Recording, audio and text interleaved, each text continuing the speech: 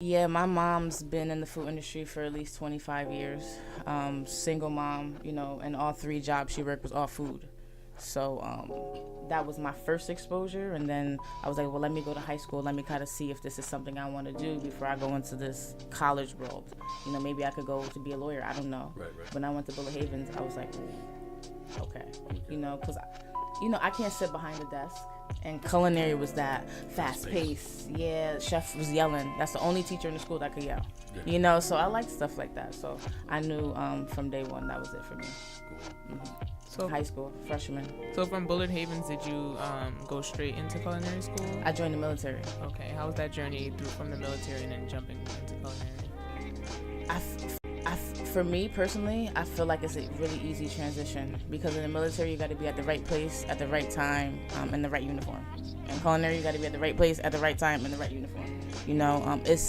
We call it the brigade system in the kitchen. Okay, so you have the executive chef, you have chef de cuisine, then you have the sous chef, then you have the line cooks, you have garmage. So the military is the same thing, right? You have the commander, you have the general. It just goes all down the list. So it's very similar traits to it. It's very high intense, very stressful environment. That's the same thing as the military. I'm a woman, right? There's not a lot of women chefs that it's not easy for us. In the military, same thing. So it was a very easy transition for me to go from one career to the next. So, PTSD for every soldier is different.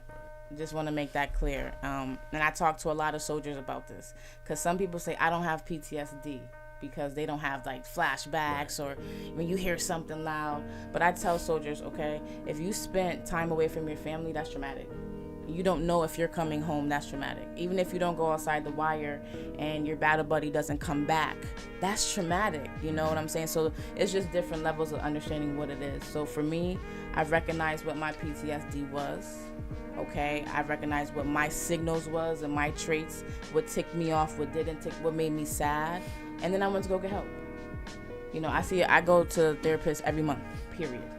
That's it. I don't want to hear nothing else about it. You understand? And I'm in the food industry. What? And it's what? Drinking and doing this and drugging and working 80 hours. No, I need to make sure that my mind is right. So I'm very spiritual. That's just how I deal with it. I love to talk. This is therapy for me. And then that brings me to cooking because cooking saved my life. Right, because I would have read up, I would have did another 6 years and do another 2 deployments. But no, I said I want to go to culinary school. I'm going to take a step on faith and get out. And look at me now. Now, what if I would have stayed in the military? You know what I'm saying? So PTSD looks like all different things.